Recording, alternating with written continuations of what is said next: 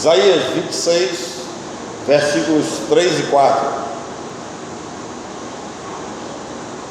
diz assim: Tu guardarás em perfeita paz aquele cujo propósito ou a mente está firme em ti, porque em ti confia. Confiem para sempre, perpetuamente no Senhor, pois o Senhor, somente o Senhor Deus, é a rocha eterna. Que Deus nos abençoe. Eu quero pensar com os irmãos hoje, ainda olhando para o início do ano, o tema: aconteça o que acontecer, confie no Senhor. Isaías 26 nos leva a um lugar de promessas que geram esperanças e segurança em meio às tribulações. Nós estamos começando mais um ano cujas promessas não são das mais animadoras. A situação do país, ela é delicada. O comércio e a indústria amargaram o pior Natal dos últimos 6 anos. Há uma crise institucional em curso. Os poderes da República não se entendem. A injustiça reina no país. A corrupção invade todas as vias da sociedade.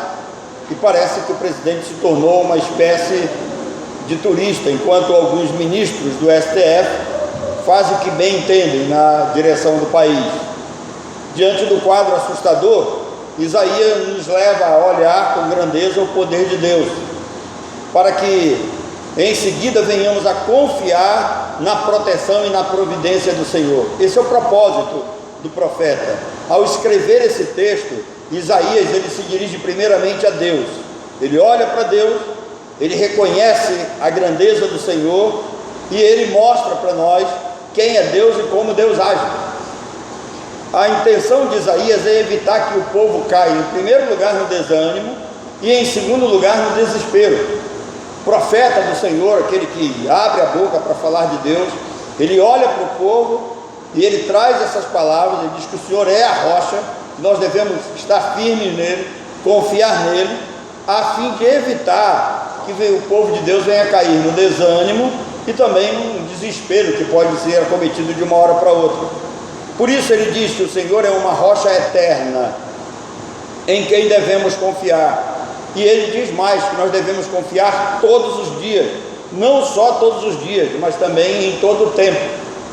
Essa designação que Isaías usa para Deus, o chamando de rocha, não é comum nos nossos dias. Eu não vejo nenhum de nós aqui na igreja, quando nós oramos, quando fazemos alguma citação ao Senhor, usando essa terminologia, dizendo que o Senhor é uma rocha. Parece que essa expressão ela se perdeu no tempo. Parece que essa expressão não faz mais parte da vida do povo de Deus. Mas quando Isaías diz isso para nós, ele tem a intenção que venhamos a fixar na nossa mente que o Senhor é uma rocha em quem nós podemos nos agarrar e nele nós estaremos seguros. Em seguida, Isaías se dirige aos homens que, instruídos pelo Espírito Santo, eles entenderam quem é Deus. Ou seja, o Espírito Santo abre o entendimento, dá aos homens a capacidade de eles entenderem quem é Deus, e isso resulta em atitudes corretas. O ser humano deixa de ser vacilante, ele se torna alguém mais firme, ele se torna alguém mais convicto, e aí o seu proceder passa a ser justo. E aí a Bíblia vem chamar isso de santidade comportamental. Ou seja, o nosso comportamento, nossa maneira de ser, nossa maneira de agir tem como propósito glorificar a Deus. A palavra de Isaías então começa com uma promessa. Ele diz: Senhor, tu guardarás em perfeita paz. Não é uma paz comum, é a paz perfeita. E ele diz: aquele cuja mente está firme. Ou seja, a nossa fé, a nossa confiança vai fazer com que Deus nos conserve em paz, independente dos acontecimentos. Lembra? Cairão mil ao teu lado, né? Mas tu não serás o quê? Atingido. Por quê? Porque a confiança, porque o conhecimento, a convicção que se tem de Deus nos sustenta. Quando Isaías diz que Deus é uma rocha, ele se refere a um lugar de proteção e um lugar de cuidado. Isso significa que o povo de Deus ele tem para onde correr, ele tem aonde buscar socorro, ele tem aonde buscar auxílio. E todas as vezes que nós pensamos em fracassar, devemos lembrar desse texto: o Senhor é uma rocha. Ir a Ele, buscar consolo nele, buscar conforto nele, buscar força nele. Lembra do salmista? Eu olho para o monte, esperando que de lá me venha o quê? O socorro. Então, o monte aqui representa olhar para Deus, olhar firmemente para o autor e consumador da nossa fé. Provérbios 24, versículo 10, diz uma coisa interessante. Salomão diz assim: se te mostras fraco no dia da angústia, a tua força é pequena. Ou seja, se diante da tribulação, se diante da angústia, eu me mostro fraco, frágil, é porque a minha fé, é porque a minha força, ela é pequena. Porém, no verso 5, Salomão diz que o homem sábio é piedoso, e quem tem conhecimento de Deus aumenta a sua força. Hoje pela manhã nós vimos a necessidade que a igreja tem de conhecer a Deus, de buscar esse conhecimento, de aprofundar-se nesse conhecimento de Deus, porque o conhecimento vai produzir força, o conhecimento vai produzir segurança, o conhecimento vai produzir perseverança, o conhecimento vai nos fazer andar de cabeça erguida. O ensino de Provérbios é que a maneira como nós reagimos à prova determina que eu e você, nós temos os recursos e as forças necessárias para lutar. Quando eu me rendo facilmente, quando eu deponho as armas muito facilmente, é porque eu não tenho forças para lutar.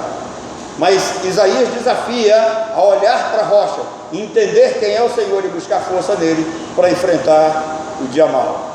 Vocês lembram que Jesus disse para os seus discípulos: no mundo vocês tereis o quê? Aflições. Isso significa que no Evangelho não há promessa que nos livre de problemas. Nós vamos ter problemas, nós vamos passar por aflições, não há como escapar. Eu e você, nós teremos lutas nessa vida.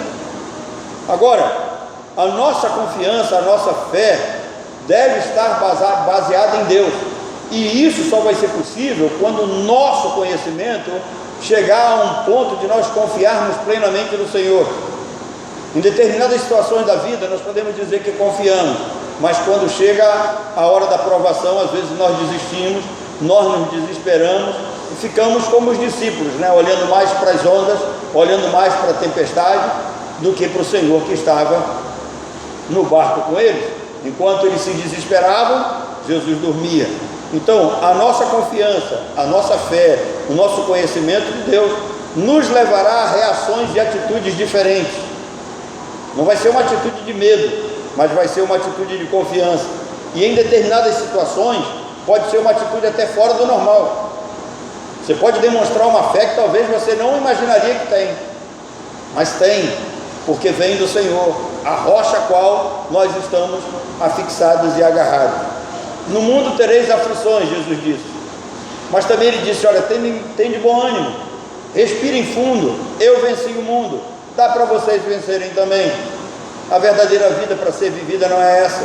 Em outras palavras, Jesus diz assim: eu já fiz tudo o que é necessário para você ser um vencedor, para você seguir na vida vencendo. Não desanime, não desista, não deponha as armas muito facilmente. Irmãos, estamos falando aí numa nova onda de coronavírus. Ainda é muito fresco na minha mente, quando o coronavírus começou a se espalhar pelo mundo, nós tivemos duas ondas muito fortes no Brasil. A primeira foi relativamente pequena, que foi a chegada do vírus. O vírus chegou, a maioria das pessoas não sabiam como iriam reagir, de que forma ele ia atacar. Vieram as primeiras mortes, mas essa não foi uma onda tão assustadora. Mas a segunda onda, logo atrás da primeira, foi a mais devastadora. Por quê? Porque eu não estou falando da contaminação do vírus, eu estou falando do medo das pessoas. As pessoas foram tomadas pelo medo. O medo de morrer tomou conta da sociedade. O pânico que as pessoas tinham ao olhar o caos, pessoas morrendo ao seu lado, pessoas, os vizinhos adoecendo, as pessoas sendo levadas para os hospitais, aquelas carretas sendo colocadas do lado ali do Delfina, causando pânico nas pessoas. Havia muitas pessoas abaladas emocionalmente, e isso facilitava até a ação do vírus. Eu nunca vi tanta gente fugindo do contato, tanta gente com medo um do outro, se isolando, pessoas morrendo de medo, não era nem do vírus, medo de ir para um hospital lotado, medo de não ter vaga para ser atendido, e o desespero de ser entubado. Várias vezes eu vi pessoas dizendo: olha, se te entubarem você vai morrer. Agora, além disso, havia aqueles profetas do caos, sempre tem, né? Esses profetas da desgraça. E como filhos de Deus, nós não podemos cair nesse medo, não podemos deixar ser dominados pelo pânico. Nós não somos pregadores de desgraça, nós somos pregadores de esperança, nós somos pregadores da graça. Nós temos um Deus que está conosco. Não estou com isso dizendo que nenhum dos filhos de Deus não morreria. Morreram, muitos filhos de Deus morreram. Mas, irmãos, quem de nós poderia garantir que ficaria vivo por nossas próprias forças? Quem de nós poderia confiar em qualquer tipo de remédio, que ainda era uma espécie de experimento? Então, havia esses pregadores do caos, com o objetivo de derrubar o governo que estava em vigor. Havia notícias acima de notícias para ver se criava um pânico na população, para ver se a população se revoltava, colocava o povo em desespero, com números e estatísticas mentirosas. Órgãos públicos fecharam, o comércio fechou, até igrejas fecharam. Interessante que teve alguns que nunca mais abriram. Nós fomos trancados em casa para aumentar o medo. Faltava a gente entrar num desespero ainda maior por causa da crise econômica. Nunca vi tanto movimento nos supermercados. Agora, Deus me deu uma reação. A minha reação foi, a princípio, não fechar o templo, porque na minha mente era muito claro, estava muito fixo na minha mente: Deus é a minha rocha, Ele guardará a minha alma, Ele guardará a alma dos seus santos. E desde os primeiros dias que começamos a vir para cá, eu comecei a orar ao Senhor, pedindo que o Senhor não deixasse que nenhum dos membros de nossa igreja fosse levado daqui, mas que passássemos por essa onda, que fôssemos mais do que vencedores, e que pudéssemos usufruir dessa graça no futuro, e poder abrir os nossos lábios e dizer: o Senhor nos guardou e nos protegeu, e o coronavírus não ceifou nenhum de nós. Por quê? Porque Deus é uma rocha eterna, é Ele quem guarda a alma dos seus santos. E sem se importar com as críticas, e eu recebi críticas até mesmo de pessoas aqui dentro da igreja, até membros da igreja, achavam que eu estava ficando louco, e nós deveríamos fechar o templo, e deveríamos abandonar os cultos. Chegamos a fechar um domingo, ou dois, se não me falha a memória. Tentamos fazer culto por lá e não foi possível. E Deus falando muito forte no meu coração: volta para o templo, abre o templo. Porque, irmãos, nem na Segunda Guerra Mundial a igreja fechou suas portas. A igreja é lugar onde as pessoas buscam consolo, buscam amparo, buscam refúgio. Aqui é o lugar onde Deus age, aqui é o lugar onde o Senhor cura, onde o Senhor trabalha nessa alma, nesse coração. Somos todos nós. Eu não desisti. Provérbios 24:10 falava muito forte comigo: se tu te mostras fraco no dia da angústia, é porque a tua força é pequena. Louvado seja Deus, eu nunca tive uma força pequena, eu sempre confiei no Senhor. Sei que a minha vida está nas mãos do Senhor, sei que o ministério que Ele confiou a mim é dEle, Ele entregou nas minhas mãos. Deus me encheu de força e não me deixou ser levado pela ansiedade, nem pelo medo. Porque quando a Bíblia fala de aflições, eu sei que os problemas, eles não são só apenas externos. Preste atenção nisso. Quando a Bíblia fala de aflições, Jesus não está falando só de problemas externos, Jesus está falando também de problemas internos. Paulo disse aos Coríntios, no capítulo 7, no versículo 5: pois quando chegamos à Macedônia, não tivemos nenhum descanso, mas fomos atribulados de toda forma, conflitos externos, temores internos. Ou seja, é impossível negar que os problemas não nos afetam, tanto a alma quanto o corpo. As aflições, elas vão nos atingir tanto de fora para dentro, como de dentro para fora. Nosso coração em determinadas situações se angustia, mas a recomendação de Isaías aqui é para não deixarmos que esse pânico exterior tome conta de nós.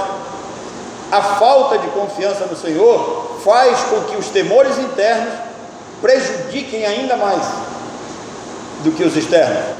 E repetidas vezes Deus diz: não temas, não tenham medo, nenhum de vocês podem aumentar sequer um dia a existência de vocês.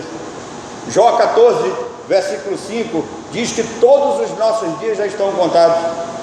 Com Deus está o número dos nossos meses. Deus colocou um limite na vida de cada um de nós, que nenhum de nós vai passar. Então, quando chegar a data marcada, que Deus nos chamar para o encontro com Ele, não vai adiantar fazermos qualquer tipo de ação humana. Não é possível acrescentar um côvado à nossa altura, muito menos à nossa existência. Então, a lição de Isaías é: não deixe que o seu coração, que a sua alma seja invadida pelo medo e pelo caos externo. Salomão diz: sobre tudo que se deve guardar, guarda pois o teu coração, porque dele procede as fontes da vida. Ou seja, guarde o seu coração das más palavras, guarde o seu coração do desespero que toma conta das outras pessoas. Não deixe que esse desespero invada você. Confie no Senhor, seja firme, olhe para Jesus como autor e consumador da fé. Não deixe que outros tirem a sua paz. Confie no Senhor, não se deixe dominar pelo medo. Não deixe que as más conversações corrompam o que Deus já plantou no seu coração.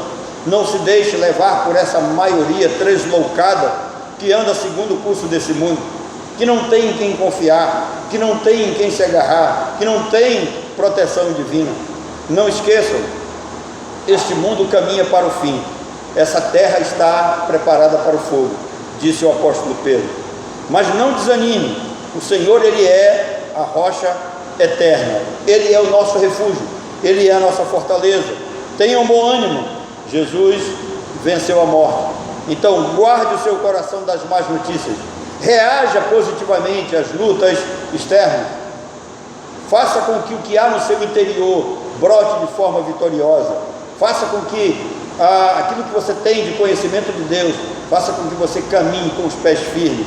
Guardar o coração não significa viver alheio, não significa que você não vai ouvir as notícias, não significa que você vai fugir da realidade. Guardar o coração significa que o desespero lá de fora não vai tomar conta da sua vida, não vai entrar em mim. Outros podem se desesperar, eu não. Há muitos relatos de homens que confiaram em Deus, e a palavra sempre é: quando todos se desesperaram, eu permaneci firme, confiando no Senhor. Essas foram as palavras de Caleb, quando 10 espias infamaram a terra, colocaram o povo em polvorosa. Ele disse: eu permaneci firme, eu perseverei em confiar no Senhor. Então é necessário procurar saber. Eu vou procurar saber, eu vou me inteirar da realidade, eu vou procurar saber o que está acontecendo, quais são as soluções que os médicos têm, que a sociedade tem, que a economia tem, para me ajudar. Mas eu não vou fugir da realidade, eu também não vou deixar que esse pânico tome conta da minha vida. Assim também deve ser a sua atitude. Quando Isaías diz: o Senhor é uma rocha eterna, ele está dizendo: não deixe que o pânico, que o mundo tome conta da sua vida. Pense firmemente no Senhor. E Isaías diz mais, ele disse: o Senhor guardará em perfeita paz a sua alma, aquele cujo propósito é nele, está firme, em quem não arreda o pé, aquele que confia verdadeiramente no Senhor. Esse é o mesmo pensamento que Jesus disse aos seus discípulos, quando ele disse: a minha paz eu deixo a vocês, a minha paz eu vos dou. Eu não dou como o mundo a dá, eu dou diferente do mundo. E por que eu dou uma paz diferente do mundo? A paz que eu dou, ela é duradoura. A paz que eu dou, ela não se dispersa muito facilmente. Você não abandona essa paz de uma hora para outra. A paz que eu dou é uma confiança que vai fazer com que você não fique nem angustiado e não tenha medo. Quando Jesus diz aos seus discípulos: não se turbem o vosso coração, ele diz: não tenham medo. Os problemas não são maiores do que eu venci o mundo. O Senhor é uma rocha eterna, confie nele. A paz interior não permite que o medo tome conta da situação. A paz interior fará você reagir com confiança, porque o Senhor é uma rocha eterna. Crendo assim, nós venceremos o medo, venceremos a ansiedade, venceremos as aflições externas, e tudo aquilo que pode nos marcar, que pode nos angustiar, vai ficar do lado de fora, não vai penetrar na nossa vida. Nós vamos olhar daqui e vamos dizer: basta, fica do lado de fora, eu vou permanecer confiando no Senhor, porque o Senhor é uma rocha eterna. Esse texto de Isaías, na realidade, é um cântico de louvor e de confiança, escrito para ser um marco nas nossas vidas. Eu quero concluir essa reflexão de hoje lembrando da história que Jesus contou acerca dos 2 fundamentos. O objetivo dele é fazer com que os seus discípulos tivessem um propósito firme na vida. Parece que Jesus aqui está querendo complementar essa reflexão de Isaías. E aí ele diz que 2 homens construíram suas casas, um na areia e o outro na rocha. Se nós olharmos rapidamente o texto, e principalmente se lermos esse texto em Mateus, nós vamos ver que aparentemente as casas são iguais. Eu disse aparentemente. As 2 casas, elas foram construídas sobre o mesmo terreno, mas há uma diferença, que não é visível aos nossos olhos. Uma possui um alicerce fixado apenas na areia, na superfície da terra. Ou seja, quem construiu essa casa não teve o cuidado de cavar mais a fundo, não teve a preocupação de fortificar aquelas bases, não teve o cuidado, não teve a responsabilidade de buscar algo mais firme, construiu por construir, enquanto o outro cavou ainda mais. Eles estavam no mesmo terreno, o solo era arenoso, mas havia rocha após aquele areal, e um dos construtores, chamado sábio construtor, ele teve o cuidado de cavar até chegar às rochas que estavam abaixo da areia, e ali ele fixou os alicerces da sua casa. O sábio construtor, ele teve o trabalho, a paciência de encarar as dificuldades, de cavar mais fundo até encontrar a rocha. Aparentemente as construções são iguais, mas o segredo está em buscar a rocha, o segredo está em ir até onde a rocha está, o segredo está em pagar um preço alto. Lembre-se do que Isaías disse: o Senhor é a rocha eterna, mas você tem que ir onde Ele está, você tem que cavar, você tem que buscar o Senhor, você tem que confiar nele, você tem que depositar toda a sua fé nele. Com essa história, Jesus está mostrando aos seus discípulos que existem praticamente 3 tipos de pessoas que constroem suas vidas espirituais, uma de forma relapsa, outra de forma alienada e outra de forma convicta, que ambas as casas são construídas no mesmo terreno, aparentemente elas são iguais, porém a maneira como se constrói é bem diferente. Uma consegue resistir aos temporais da vida, às tempestades que vêm, porque há pessoas que constroem na areia e não conseguem encontrar a rocha, porque eles não têm interesse nisso. E no vento mais forte, no momento que a tempestade sopra forte, essa casa vem abaixo. Agora, por que esse homem se torna nécio? Por que ele se torna louco e ele não cava para encontrar a rocha? Em primeiro lugar, porque cavar o solo para encontrar a rocha dá trabalho. Ninguém quer ter trabalho. Cavar até aonde está a rocha tem que se pagar um preço, tem que se gastar tempo, tem que suar a camisa. Então esse trabalho é um trabalho cansativo, exige dedicação, exige doação de si. Em segundo lugar, a maioria não procura a rocha, constrói realmente de forma superficial, porque não tem ninguém para ver. Hoje em dia, no meio do povo de Deus, há aquele grupo de pessoas que fazem as coisas para serem vistos pelos homens.